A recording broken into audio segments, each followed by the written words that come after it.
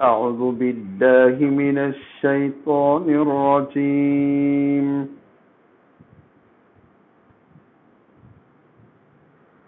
بسم الله الرحمن الرحيم.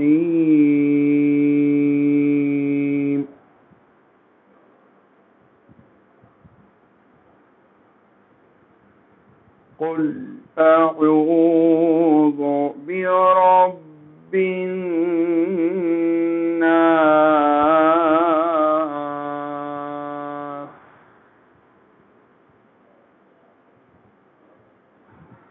ملك الناس إله الناس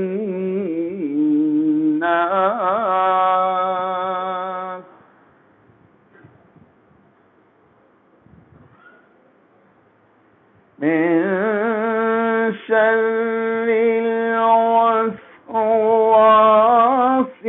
الخناس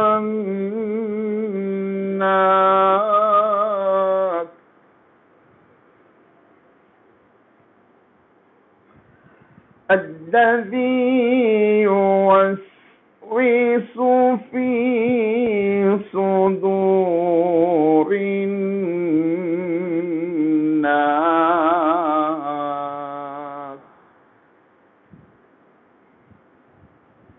من الجنة والناس.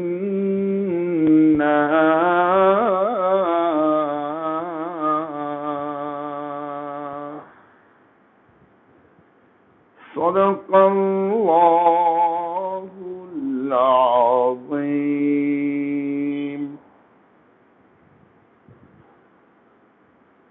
ورتل القرآن ترتیلا. روح تلاوت کے عنوان سے منعقد ہونے والی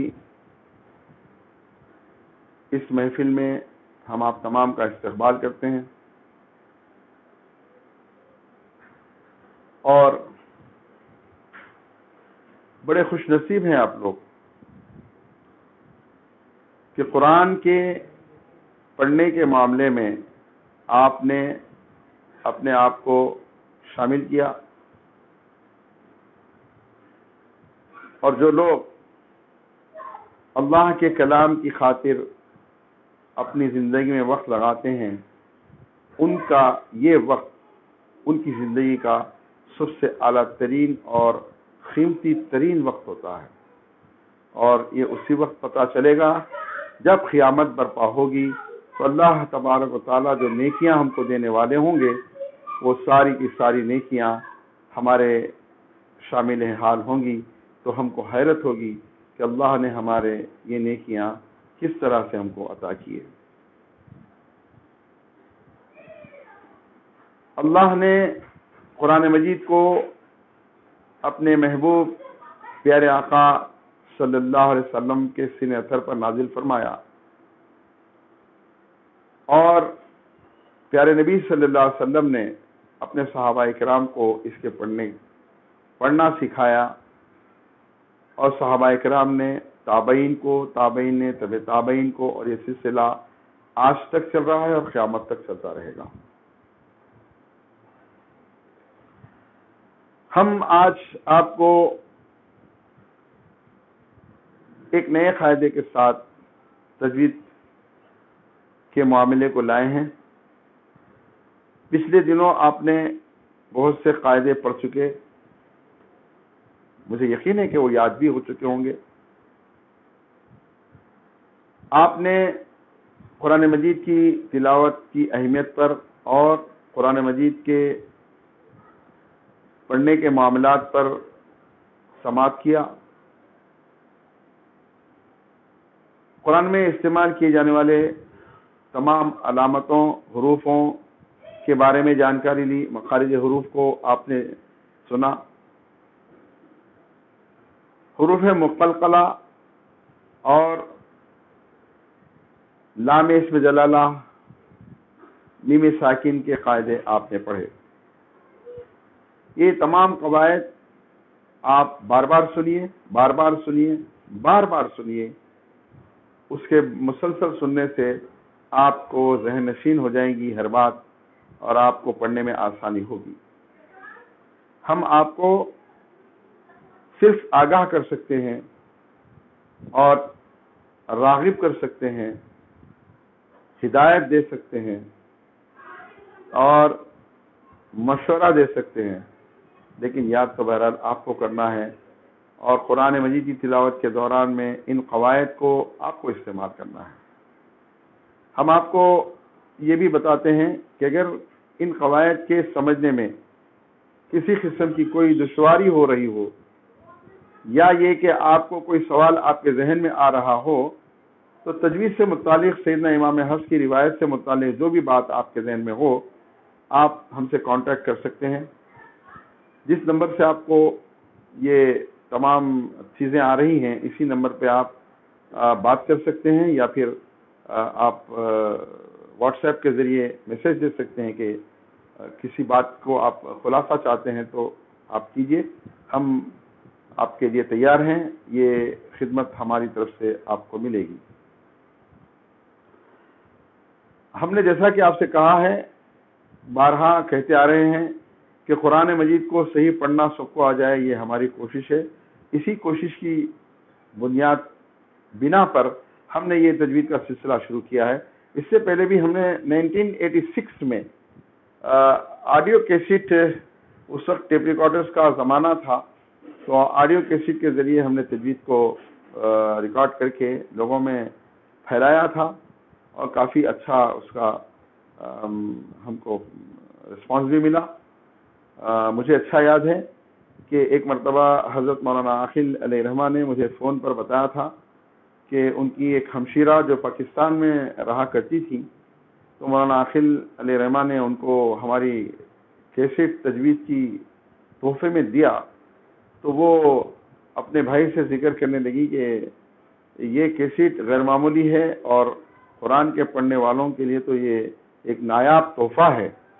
آپ خالد صاحب کو ہماری طرف سے مبارکباد دیجیے کہ، اور اس کے ہم کئی جو ہے کاپی کر کے لوگوں میں تقسیم کر رہے ہیں پاکستان میں۔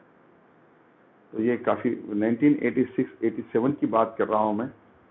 تو اس کے بعد بھی جو ہے اور بھی مختلف چینلز والوں نے بھی ہماری ریکارڈنگ کی ہے، یوٹیوب پہ شاید وہ بھی آتے ہوں گے، لیکن ہم یہ ڈائریکٹ آپ سے اپنا رابطہ رکھے ہیں۔ اقراء خیرات سوسائٹی کی طرف سے یہ آپ کو پیش کی جا رہی ہیں۔ اقراء خیرات سوسائٹی چاہتی یہی ہے کہ عام مسلمانوں میں یہ رجحان ہو جائے کہ قرآن مجید کو صحیح پڑھنا آ جائے، اور مساجد میں ہونے والی بے ہنگم اذانوں کو درست کرنے کے لیے اقراء خیرات سوسائٹی اذان اور خیرات کی کلاسز چلاتی ہے، اور الحمدللہ 1989 سے 88 سے معاف کیجیے 1988 سے تاریخی مکہ مسجد میں یہ کلاس ہو رہی ہے، اور 86 سے شالی بنڈے پر مسجد فردوس میں یہ کلاس ہو رہی ہے، اور اس کی مختلف برانچز مختلف شہر کے علاقوں میں مساجد میں قائم ہوئیں اور چلتی رہیں۔ اور اس کے علاوہ بھی سوسائٹی کے جو اسٹوڈنٹس تھے وہ برسر کار ہونے کے لیے بیرون ممالک گئے، امریکہ گئے، سعودی عرب، دبئی وغیرہ، وہ جو جہاں جہاں پہنچے وہاں اس کام کو وہ اپنے طور پہ انجام دیتے رہے۔ اس طرح سے سوسائٹی کی برانچز انہوں نے وہاں قائم کی، اور الحمدللہ یہ کام مسلسل ہوتا رہا، ہوتا رہے گا، قیامت تک چلتا رہے گا انشاءاللہ تعالی۔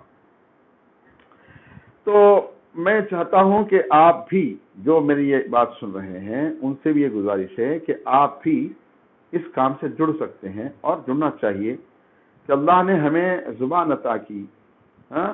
حضرت ابراہیم بن ادھم نے اللہ تعالیٰ سے پوچھا تھا کہ پروردگار مجھے کسی اللہ والی سے ملا، تو اللہ نے انہیں ایک خاتون کا پتہ بتایا کہ آپ وہاں جائیے اور اس اللہ والی سے ملاقات کیجیے، اور ہم نے جنت میں آپ کا نکاح ان سے کرنا طے کیا ہے، وہ جنت میں آپ کی بیوی بھی رہے گی۔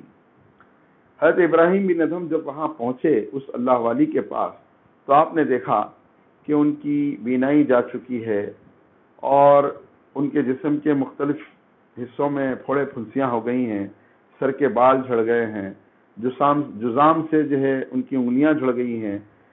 بہرحال کوئی حصہ ایسا باقی نہیں ہے جہاں پہ ان کو بیماری کی کوئی علامت نہیں ہے. ہر جگہ بیماری ہی بیماری ہے. جیسا کسی شاعر نے کہا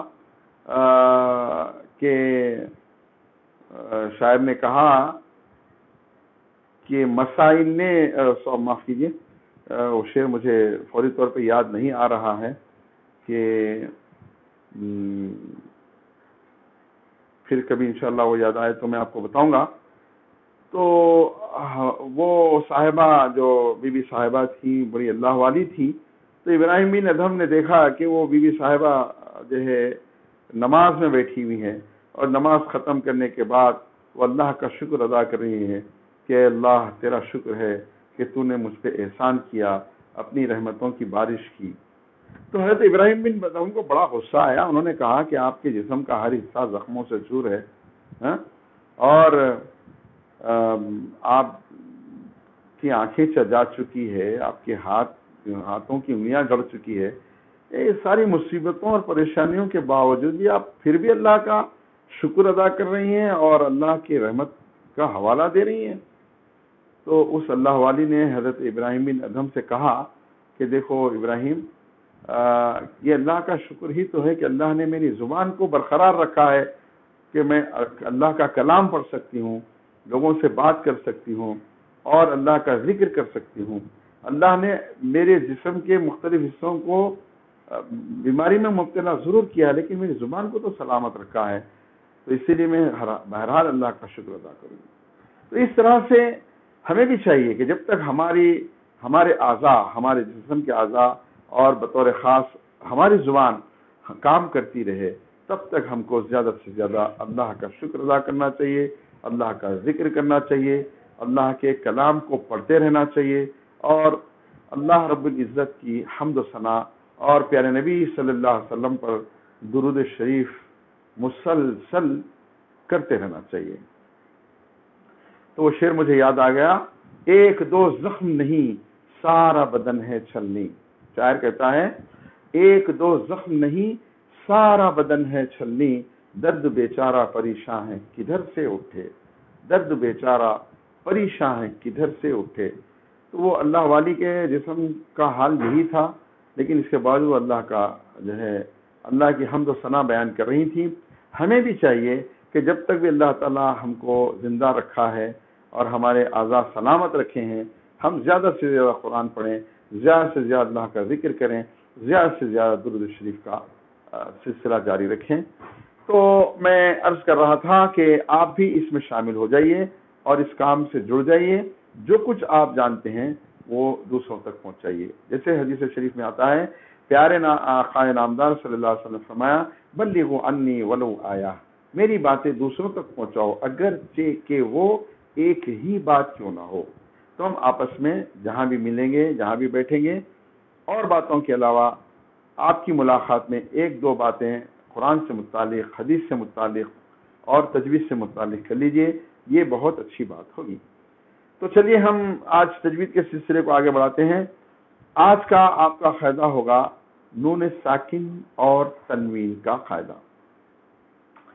نون ساکن اور تنوین کہتے ہیں جس نون کو جزم ہو وہ نون ساکن ہے. تنوین کہتے ہیں دو زبر دو زیر دو پیش والا حرف، ہاں وہ نون ہی کو کیوں نہ رہے، کسی بھی حرف کو دو زبر دو زیر دو پیش، یعنی جر دو زیر کو کہیں گے، اور نصب دو زبر کو کہیں گے، رفع دو پیش کو کہیں گے. دو زبر دو زیر دو پیش، ان کو تینوں ملا کر تنوین کہلاتے ہیں. یہ جس حرف کو ہوں گے، جو قاعدہ تنوین کے آنے پر ہوگا وہی قاعدہ نون ساکن کا ہوگا.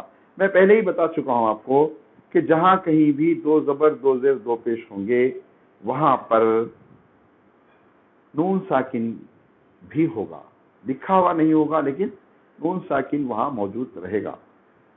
یعنی نون ساکن ایک باضابطہ ہوتا ہے، ہاں، اور ایک نون وہاں ساکن ہوتا ہے جہاں دو زبر دو زیر دو پیش ہوتے ہیں، ہے نا.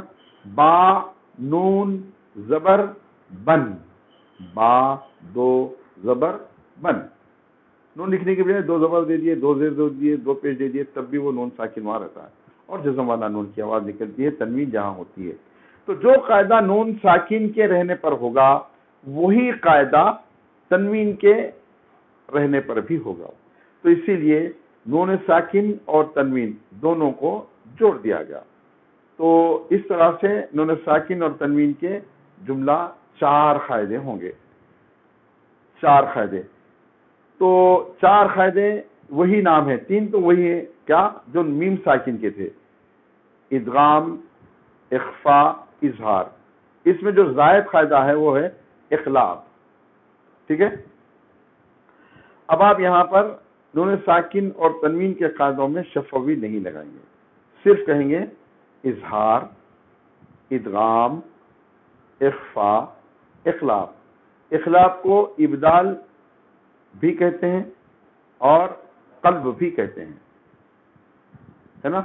قلب کو اظہار کے معنی آتے ہیں ظاہر کرنا، ادغام کے معنی آتے ہیں ملانا، اخفاء کے معنی آتے ہیں چھپانا، اقلاب کے معنی آتے ہیں بدلنا.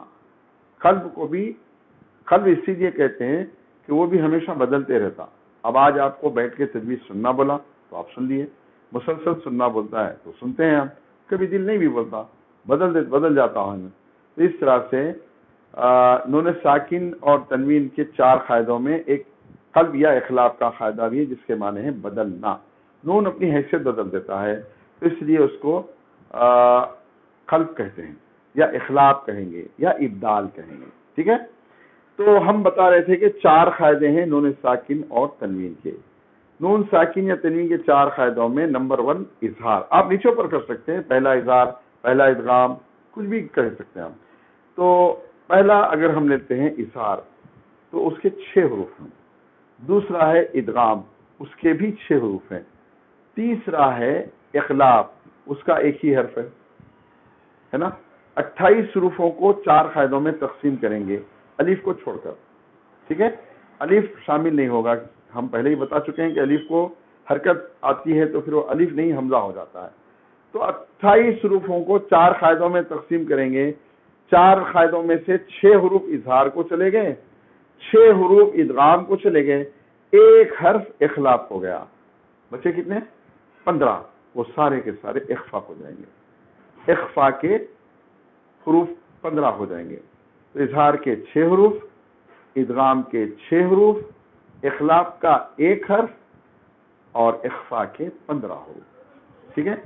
یہ 4 قاعدے نون ساکن اور تنوین کے ہیں.